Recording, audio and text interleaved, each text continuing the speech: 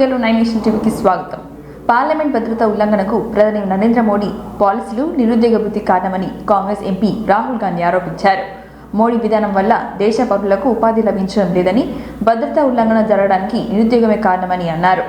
భారతీయ జనాభా ప్రస్తుతం ఎదుర్కొంటున్న అతిపెద్ద సమస్య నిరుద్యోగమని చెప్పారు రాహుల్ గాంధీ. భద్రతా ఉల్లంఘన జరుగుతున్న మాట నిజమేనని, అయితే అసలు విషయం ఏమిటంటే అది ఎందుకు జరిగింది అన్న విషయంకి వస్తే ప్రధాని నరేంద్ర మోడీ నిరుద్యోగమే రాహుల్ గాంధీ అని అన్నారు. क्यों हुई? जो देश में सबसे बड़ा मुद्दा है बेरोजगारी का मुद्दा, जो पूरे देश में उबल रहा है, मोदी जी की पॉलिसीज के कारण हिंदुस्तान के युवाओं को रोजगार नहीं मिल रहा. तो ब्रीच जरूर हुई है, बट इसके पीछे कारण बेरोजगारी है और महंगाई है. धन्यवाद. Thank you sir. पार्लियामेंट सुरक्षा ब्रीच पर आपकी क्या सुरक्षा ब्रीच हुई है. हाँ. वो है, बट क्यों हुई?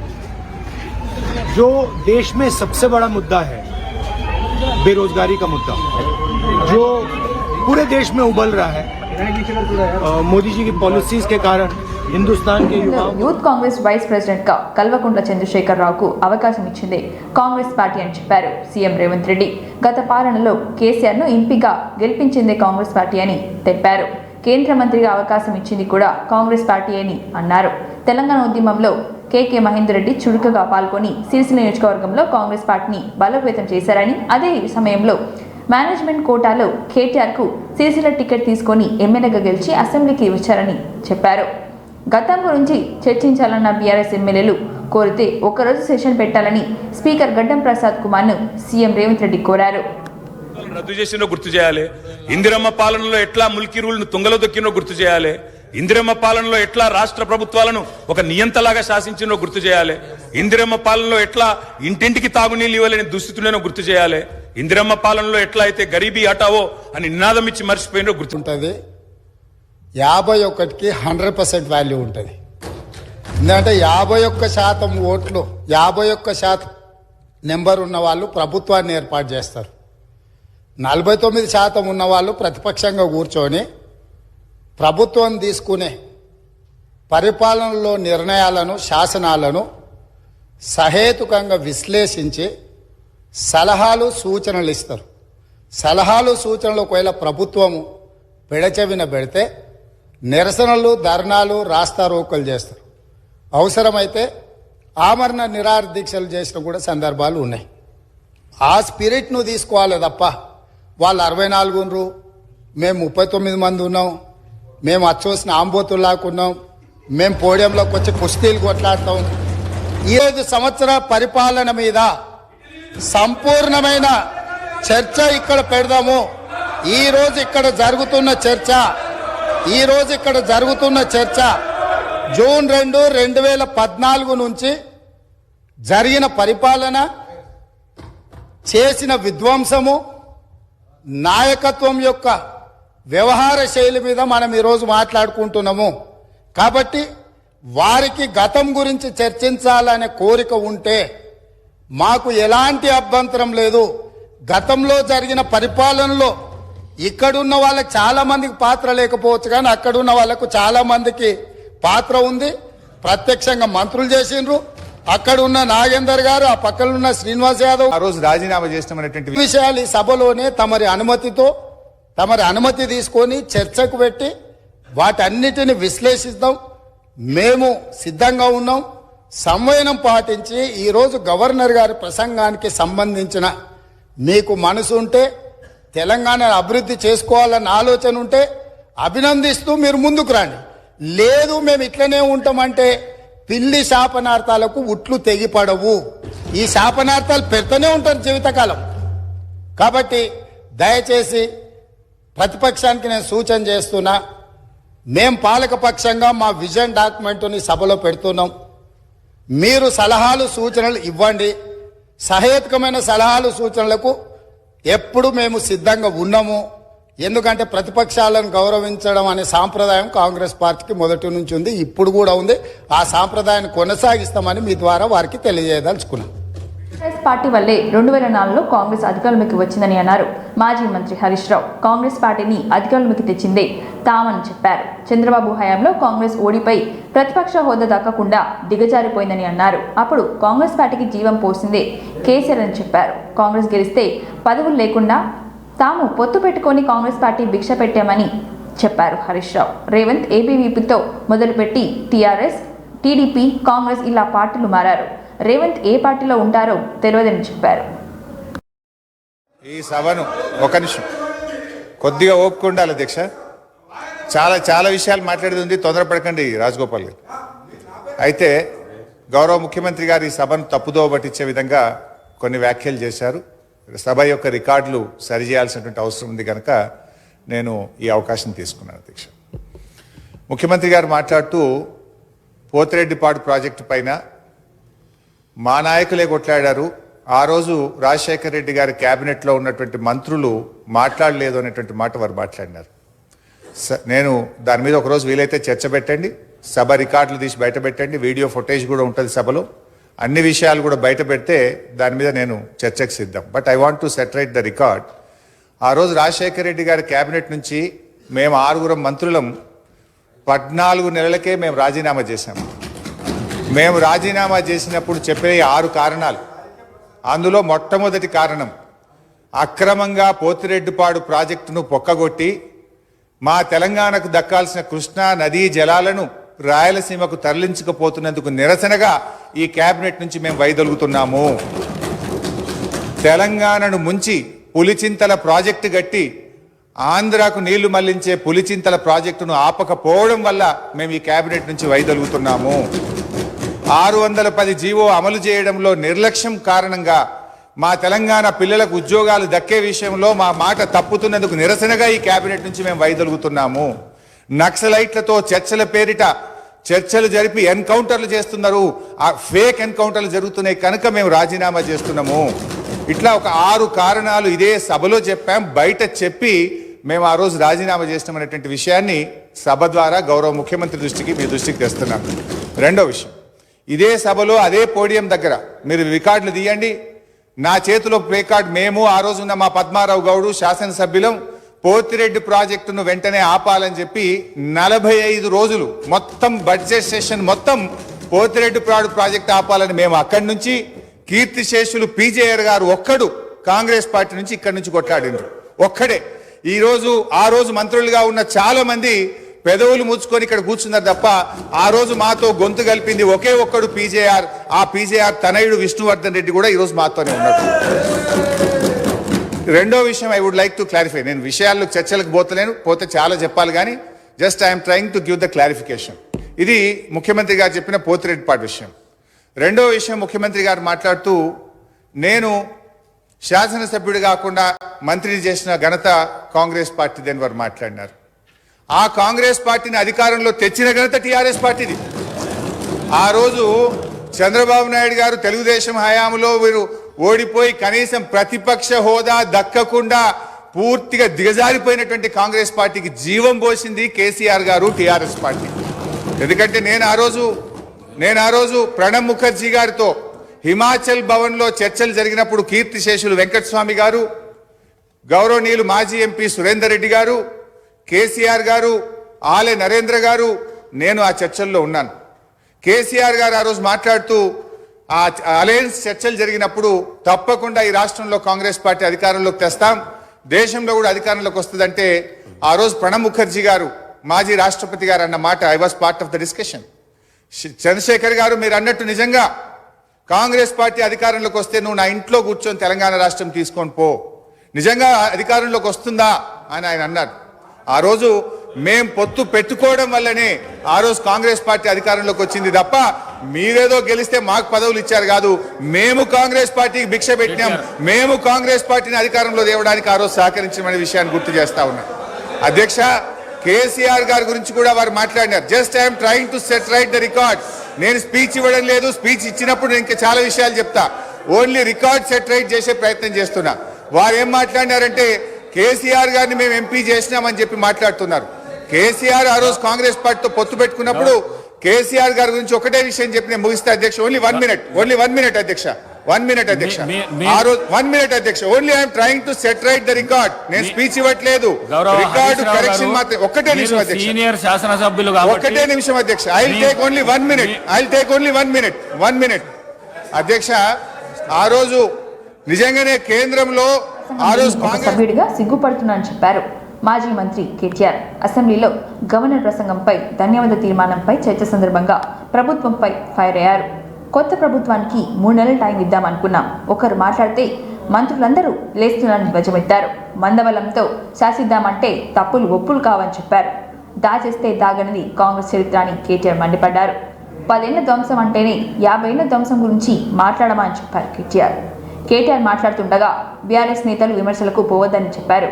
డిప్యూటీ సీఎం బట్టి విక్రమార్క నిర్మాణాత్మక సూచనలు తీసుకుంటామని అన్నారు. 1,00,000 కోట్లు ఖర్చు చేసి 1 ఎకరానికైనా నీళ్లు ఇచ్చారని ప్రశ్నించారు బట్టి.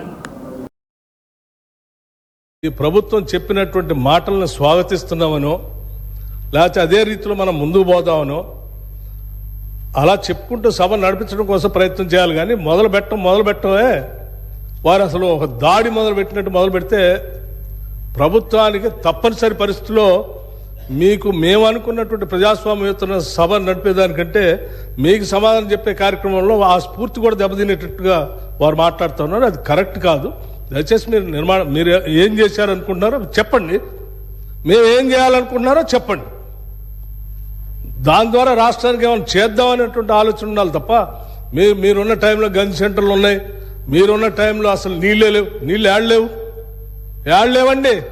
ఆర్డబ్ల్యూఎస్ పథకం ద్వారా మొత్తం రాష్ట్రంలో దాదాపు 70 నుంచి 80% నీళ్లు ఇచ్చారు. మా ఆదిలాబాద్ నుంచి నేను ఖమ్మం వరకు చెప్తాను. నేను ప్రతి ఊరితో సహా లెక్కలతో సహా చెప్తాను. చివరి గోండుగూడెల్లో కూడా మీరు చెప్పినటువంటి ఆర్డబ్ల్యూఎస్ దాదాపు 43,000 కోట్ల రూపాయలతో ఖర్చు పెట్టారు. ఏడాది ఒక్క గ్రామంలో నీళ్లు వస్తున్నాయండి.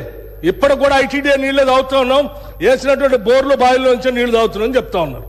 మళ్ళీ అదేదో పెద్ద గొప్పగా చేసినట్టు చెప్తున్నారు. మీరు వచ్చిన తర్వాతనే నల్గొండలో నీళ్లు వచ్చినాయి. అంతకుముందు నల్గొండలో నీళ్లు రాలేదా? ఫ్లోరోసిస్ ఎరాడికేషన్ కాలేదా? మీరు వచ్చిన తర్వాత జరిగిందా? మీకంటే ముందే జరిగింది.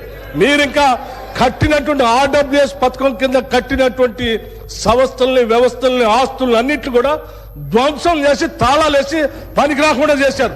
వాటి మీద కూడా లెక్కలతో మేము బయటకు తీస్తాం, రివ్యూ చేస్తాం. అధ్యక్ష దయచేసి మీరు చెప్పండి. ఎస్, మీరు 10 ఏళ్ళు పాలన చేశారు, ప్రజలు తీర్పిచ్చారు. ఈ తీర్పిచ్చినటువంటి తీర్పు ద్వారా రేపొద్దున ఇంకా భవిష్యత్తులో ఈ రాష్ట్రాన్ని ఇంకా ఎంత ముందుకు తీసుకొని పోదాం. మీరు ఏదైనా ఉంటే నిర్మాణ సూచనలు చేయండి. మీరు వినటానికి సిద్ధంగా ఉన్నాం, అమలు చేయడానికి కూడా సిద్ధంగా ఉన్నాం. Thank you. గౌరవ కేటీఆర్ గారు, అధ్యక్ష సబ్జెక్టే మాట్లాడుతున్నా సార్. నేను ఆ గవర్నర్ ప్రసంగంలో ఏం చెప్పినా దానికే సమాధానం చెప్తున్నా. 10 ఏళ్లు విధ్వంసం జరిగింది అన్నారు. మరి 10 ఏళ్ల విధ్వంసం గురించి మాట్లాడితే 55 ఏళ్ల విధ్వంసం గురించి మాట్లాడాలన్నా వద్దా? 55 ఏళ్లు కాంగ్రెస్ పరిపాలనలో చేసిన జీవన విధ్వంసం చెప్పాలి. ఇప్పుడు గౌరవ సభ్యులు రామ్మోహన్ రెడ్డి గారు మాట్లాడుతూ రాజశేఖర రెడ్డి గారి పేరు తీసుకున్నారు, గత ముఖ్యమంత్రుల పేర్లు తీసుకున్నారు. పొన్నం ప్రభాకర్ గారేమో ఆంధ్రప్రదేశ్ చరిత్ర మాట్లాడొద్దంటారు. మరి రామ్మోహన్ రెడ్డి గారేమో గతంలో ఉన్న ఆంధ్ర ముఖ్యమంత్రుల పేర్లు తీసుకున్నారు. పేర్లు తీసుకున్నప్పుడు చెప్పకపోతే ఎట్లా అధ్యక్ష? వాస్తవాలు చెప్పాలి, చరిత్ర చెప్పాలి, అద్దం చూపెట్టాలి కదా సార్. 55 ఏళ్లు పరిపాలించే అవకాశం ఇచ్చినప్పుడు సాగునీరు ఇవ్వలేని అసమర్థులు, తాగునీరు ఇవ్వలేని అసమర్థులు, కరెంట్ ఇవ్వలేని అసమర్థులు, వాళ్ళ అసమర్థత గురించి చెప్తే ఉలికిపడ్డం ఎందుకు అధ్యక్ష? అధ్యక్ష ఇంకొక మాట కూడా నేను విజ్ఞప్తి చేస్తా ఉన్నా. ఇది మొదటి రోజు అధ్యక్ష. మొదటి రోజే ఇంత ఉలికిపడితే ఎట్లా అధ్యక్ష? మొదటి రోజు ఇంత భయపడితే ఎట్లా? ఒక్కొక్క మంత్రి గారు లేసి అప్పుడే ఉలికిపడి మాట్లాడుతున్నారు. అంత భయం ఎందుకు సార్? అధ్యక్ష, నిర్మాణాత్మక సూచనలు చేయాలన్నారు బట్టి గారు. We welcome it. కానీ మీరు నిర్మాణాత్మకమైన గవర్నర్ ప్రసంగం ఉంటే, విధ్వంసంగా ఉండకపోతే వాస్తవాలు చెప్తే మేము కూడా వాస్తవాలు చెప్పేటోళ్ళం. మా అధ్యక్షుడు స్పష్టంగా చెప్పారు, కొత్త ప్రభుత్వం వచ్చింది, తొందరపడకండి, ఒక 3 నెలలు సమయం ఇద్దాం, అట్రఫ్లాప్ అవుతారు ఎట్లాగూ, కానీ 3 నెలలు సమయం ఇద్దాం. ఎందుకంటే అధ్యక్ష చాలా చెప్తా, అవి కూడా చెప్తా. పాపం వాళ్ళ సభ్యుడే వాళ్ళని నిరికిస్తాడు. అధ్యక్ష ఒక్క మాటలో చెప్పాలంటే తెలంగాణలో అధ్యక్ష ఒక్క మాటలో చెప్పాలంటే ఏంది అధ్యక్ష కాంగ్రెస్ పరిపాలన? బొంబాయి, బొగ్గుబాయి, దుబాయ్. ఆనాడు ఇదే కదా అధ్యక్ష. మొత్తం ప్రజలు వలసలు పోయే దుస్థితి, రైతులు మొగులు దిక్కు చేసే దుస్థితి, మొత్తంగా ఆఖరికి ఇవాళ అక్కడ కూర్చున్న ముఖ్యమంత్రి గారి సొంత జిల్లాలోనే గంజి కేంద్రాల అధ్యక్ష. ఇందిరమ్మ రాజ్యం అంటే గంజి కేంద్రాలు, ఆకలి సావులు, ఎన్కౌంటర్లు తప్ప ఏముండే అధ్యక్ష? ఇది గొప్పగా చెప్తున్నారు అధ్యక్ష. ఆ రోజుల్లో ప్రాజెక్టులు కట్టకున్నా పైసలు ఎన్నికైన వివేక్ వెంకటస్వామి తెలంగాణ అసెంబ్లీలో ప్రసంగించారు. ఉద్యమం సమయంలో ఇచ్చిన హామీ మేరకు సోనియా గాంధీ ప్రత్యేక తెలంగాణ రాష్ట్రాన్ని ఇచ్చారని గుర్తు చేశారు. అన్ని వర్గాల వాళ్ళు ఆనాడు తెలంగాణ కోసం పోరాటాలు చేశారని చెప్పారు. తాము కాంగ్రెస్ ఎంపీలుగా ఉన్న సమయంలో పార్లమెంట్లో నినాదాలు, ధర్నాలు చేశామని అన్నారు. కాంగ్రెస్ ఎంపీలుగా తాము నిరసనలు చేపడుతున్న సమయంలో కాంగ్రెస్ అధ్యక్షురాలుగా ఉన్న సోనియా గాంధీ ఏనాడు తమను విమర్శించలేదని, వద్దని చెప్పలేదని చెప్పారు. తెలంగాణ ప్రత్యేక రాష్ట్రం ఎందుకు ఇవ్వాలో ఆనాడు ఉమ్మడి ఏపీ రాష్ట్ర కాంగ్రెస్ వివరాల ఇన్ఛార్జ్గా ఉన్న గులాం నబీ ఆజాద్కు చాలాసార్లు ప్రజెంటేషన్ ఇచ్చామని చెప్పారు. తెలంగాణ వస్తే నీళ్లు, నిధులు, నియామకాలు వస్తాయని ప్రజలందరూ ఎంతో ఆశతో ఎదురు చూశారని, అయితే ప్రత్యేక రాష్ట్రం ఇచ్చిన ఆ తర్వాత ఏర్పడిన బీఆర్ఎస్ పాలనలో చాలా లోపాలు జరిగాయని చెప్పారు. సోనియా గాంధీ గారు అప్పుడు మనకు హామీ ఇచ్చారు, తెలంగాణ ఇస్తామని చెప్పి. అప్పుడు యూపీఏ ప్రభుత్వం 2009లో మాట ఇచ్చిన ప్రకారంగానే 2014లో ఇవ్వడం జరిగింది. ఆ ఉద్యమంలో అందరూ కూడా కలిసి ఉద్యమం చేశారు. ప్రజలందరూ కూడా, అన్ని వర్గాలు, అన్ని కులాలు అందరూ కూడా మాకు తెలంగాణ కావాలని చెప్పి తెలంగాణ ఉద్యమంలో పాల్గొన్నారు. మేము అప్పుడు కాంగ్రెస్ ఎంపీస్గా తెలంగాణ పార్లమెంట్లో నినాదాలు చేసి, ధర్నాలు చేసి, అప్పుడు నిజంగా చెప్పాలంటే సోనియా గాంధీ గారు మేమందరము ధర్నా చేసేటప్పుడు, నినాదాలు చేసేటప్పుడు ఎప్పుడు కూడా మాకు విమర్శించలేదు. ఆమె ఎప్పుడు కూడా ఎంకరేజ్ చేసింది. సరే, మీ అందరికీ ఆకాంక్ష ఉంది తెలంగాణ రావాలని, మీరందరూ కొట్లాడమని చెప్పి అప్పుడు సోనియా గాంధీ గారు మాకు సటల్గా ఆదేశాలు ఇవ్వడం జరిగింది. అలాగే నేను పొన్నం ప్రభాకర్ గారు, రాజగోపాల్ రెడ్డి గారు, రాజయ్య గారు, జగన్నాథం గారు, మేమందరం కూడా ఆ రోజులలో బ్యాక్గ్రౌండ్ వర్క్ అన్ని చోట్ల కూడా అప్పుడు గులాం నబీ ఆజాద్ గారు మా మంత్రి ఇన్ఛార్జ్గా ఉండే, వారికి ఎందుకు తెలంగాణ ఇవ్వాలి, తెలంగాణ ఇస్తే ఎట్లా తెలంగాణ బాగుపడుతుంది, తెలంగాణ అభివృద్ధి ఎలా అవుతుందని చెప్పి చాలాసార్లు ప్రజెంటేషన్ ఇవ్వడం జరిగింది.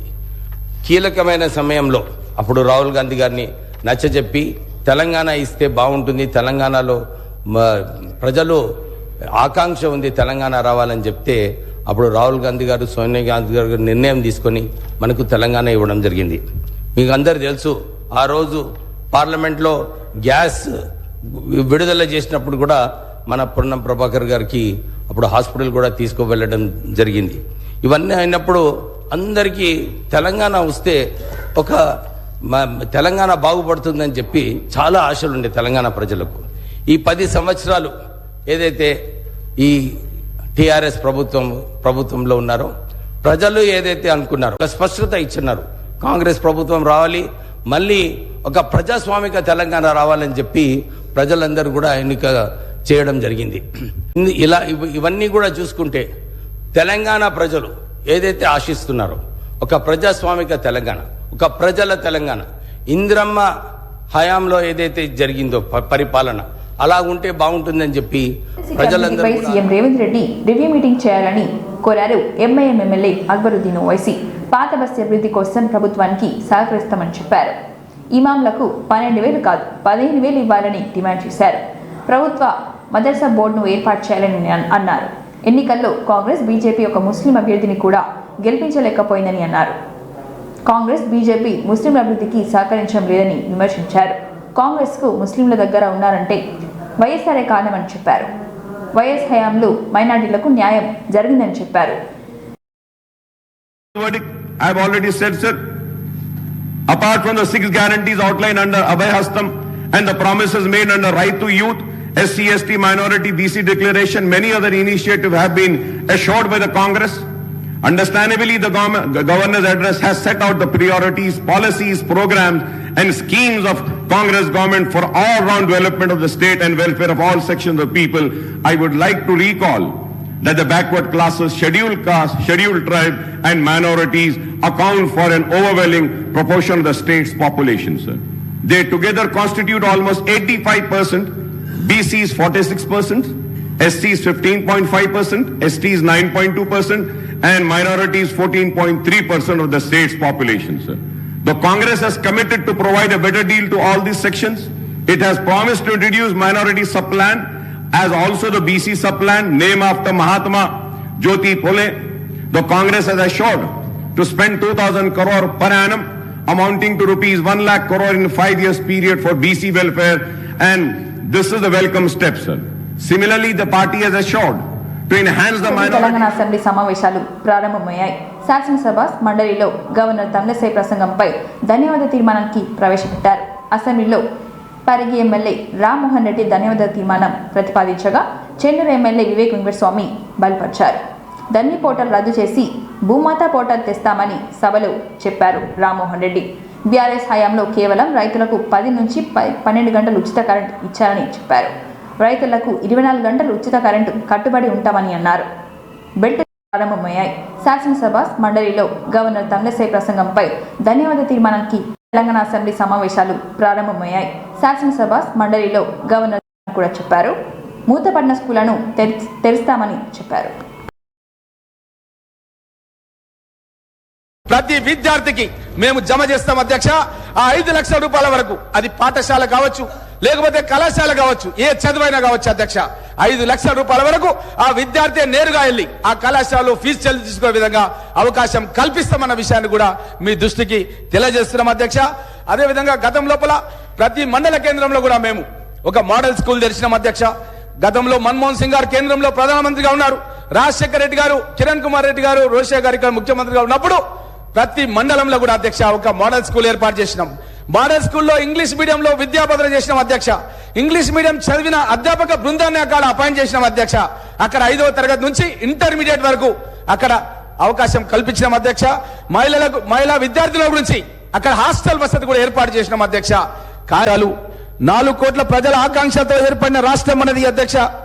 అమరుల ఆశయాలను విద్యార్థుల పోరాటాలు తీసుకొస్తాం అధ్యక్ష. ప్రభుత్వ ఉద్యోగులకు ఆర్టీసీ సిబ్బంది కొన్ని నియోజకవర్గాలకే చేసి ఆ అభివృద్ధి ఏదో అన్ని నియోజకవర్గాలకు తెల్లారో మరునాడు అధ్యక్ష. మనం గతం లోపల హైదరాబాద్ జిల్లా నేను రాస్తుంటాను మెగావాట్ల ఏదైతే వసతి ఏర్పాటు చేయాలి అధ్యక్ష. స్వయం సహాయక పథకాలను ప్రకటించాం అధ్యక్ష. కానీ ఈ ప్రభుత్వం వచ్చిన తర్వాత అధ్యక్ష ఎస్సీ ఎస్టీ సబ్ ప్లాన్ కు తూట్లు పడిచి ఇతర పథకాలకు ఆ డబ్బును వాళ్ళు మార్చడం జరిగింది అధ్యక్ష. జూబ్లీస్ లో ఉన్న జర్నలిస్ట్ కాలనీ గానీ, మన గోపన్పల్లిలో ఉన్నటువంటి జర్నలిస్ట్ కాలనీ గానీ అధ్యక్ష, జర్నలిస్టులకు కాంగ్రెస్ ప్రభుత్వంలోనే మేము ఇవ్వడం జరిగిందన్న విషయాన్ని మీకు అందరు కూడా తెలియజేస్తున్నాం అధ్యక్ష. మరణించిన జర్నలిస్టు కుటుంబాలకు కూడా 5 లక్షల రూపాయలు అభిప్రాయ సేకరణలో హైకోర్టు ఆదేశానుసారం అధ్యక్ష ఫార్మాసిటీని మా రంగారెడ్డి జిల్లాలో ఏర్పాటు చేసి రైతుల దగ్గర ఉన్నటువంటి భూములను ప్రభుత్వం గుత్తాధిపత్యంగా ప్రజల యొక్క ఆరోగ్యాన్ని కూడా పట్టించుకోకుండా అలాట్మెంట్ చేసింది అధ్యక్ష. ఎన్నికల్లో ఓటమి తర్వాత బీఆర్ఎస్ పార్టీలో మార్పు వస్తుందని ఆశించారని అన్నారు సీఎం రేవంత్ రెడ్డి. కానీ ప్రజలు చీకొట్టిన బీఆర్ఎస్ సభ్యుల్లో మార్పు రాలేదని చెప్పారు. కుటుంబ పాలనకు వ్యతిరేకంగా ప్రజలు తీర్పు ఇచ్చారని, ఇప్పుడైనా శాసనసభలో ఇతరులకు అవకాశం ఇస్తున్నారనుకుంటే ఇప్పుడు కూడా ఒక కుటుంబ సభ్యులే మాట్లాడుతున్నారని ఎద్దువ చేశారు. మా పార్టీ మా ఇష్టం అనేది ప్రజాస్వామ్యంలో ఎక్కువ కాలం చెల్లదని చెప్పారు. ప్రజలు ఇచ్చిన తీర్పునే బీఆర్ఎస్ నేతలు గుర్తుంచుకోవాలని అన్నారు. ఆదర్శవంతమైన పాలనకు కాంగ్రెస్ కట్టుబడి ఉందని అన్నారు. అందుకే ప్రగతి భవన్ గడేలు బద్దలు కొట్టామని చెప్పారు రేవంత్ రెడ్డి. ప్రజలెన్నుకున్న ప్రభుత్వం ఈరోజు ఇక్కడ ఉన్నది. నిజంగానే ఈ ప్రభుత్వం నియంతృత్వ పోకడలతో పోవాలి అనుకుంటే, నిర్బంధాలతో పరిపాలన సాగించాలి అని అనుకున్నుంటే ఇక్కడ అంతసేపు వాళ్ళు ఎవరు మాట్లాడినా సంవయనంతో ఇక్కడ వింటూ కూర్చుండే వాళ్ళం కాదు. ఆనాడు 2014 తెలంగాణ రాష్ట్రంలో తెలంగాణ ప్రభుత్వం ఏర్పడిన తర్వాత జరిగిన చర్చలలో మేమందరం సభ్యులుగా ఇక్కడ నిలబడి సమస్యల మీద మాట్లాడినప్పుడు మార్షల్స్ను పెట్టి గొర్రెలను ఈడ్చినట్టు ఈడ్చి బజార్లో పడేసి ప్రజాస్వామ్యాన్ని కూని ఇక్కడనే చేసిన వాళ్ళు ఇవాళ అక్కడ కూర్చున్నారు. వాళ్ళలాక మేము కాదు. ఇదే కాదు, గవర్నర్ గారి ప్రసంగంలో ఆనాడు ప్రజలకు వాళ్ళు ఇచ్చిన హామీలు ఈ మంత్రివర్గం తీర్మానం ద్వారా గవర్నర్ గారి ప్రసంగంలో పెట్టలేదు అని, పెడితే బాగుంటుందని చర్చించడానికి నిలబడ్డ ఆనాటి నా సహచర శాసనసభ్యులు కోమటిరెడ్డి వెంకటరెడ్డి గారిని, సంపత్ కుమార్ను శాసనసభ సభ్యత్వాన్ని రద్దు చేసి నిరంకుశ నియంతృత్వ పోకడలతోని నిర్ణయాలు తీసుకున్న వాళ్ళు శాసనసభలో గవర్నర్ రంగరాజన్ గారు ఇక్కడ ఉన్నప్పుడు ఆనాటి శాసనసభ్యులు చేసిన గందరగోళంలో పాలసీలను ఆమోదించుకొని చట్టాలు చేసేది చట్టసభలో చేస్తారు, చట్టాలు మంత్రివర్గంలో చేయరు అధ్యక్ష. చట్టం ఎక్కడ జరుగుతుంది? శాసనసభలో జరుగుతుంది. మీరు నా కుటుంబ సభ్యుల కంటే ఎక్కువ నీ కుటుంబంలో నీ బిడ్డను కోల్పోయినావు, నీ కుటుంబానికి నేను పెద్ద కొడుకునవుతా అని చెప్పి ఆనాటి ముఖ్యమంత్రి బుక్కెడు బువ్వ శంకరమ్మకు పెట్టిండా, యాదవ కుటుంబానికి పెట్టిండా, యాదిరెడ్డి కుటుంబానికి పెట్టిండా, కానిస్టేబుల్ కిష్టయ్య కుటుంబానికి పెట్టిండా. కానీ వాళ్ళ గురించి పట్టించుకోలే. ఈ కుటుంబంలో ఉన్న వాళ్లకు ఏం అభ్యంతరం లేదు, ఇది వాళ్ళ పార్టీ ఇష్టం. అదేవిధంగా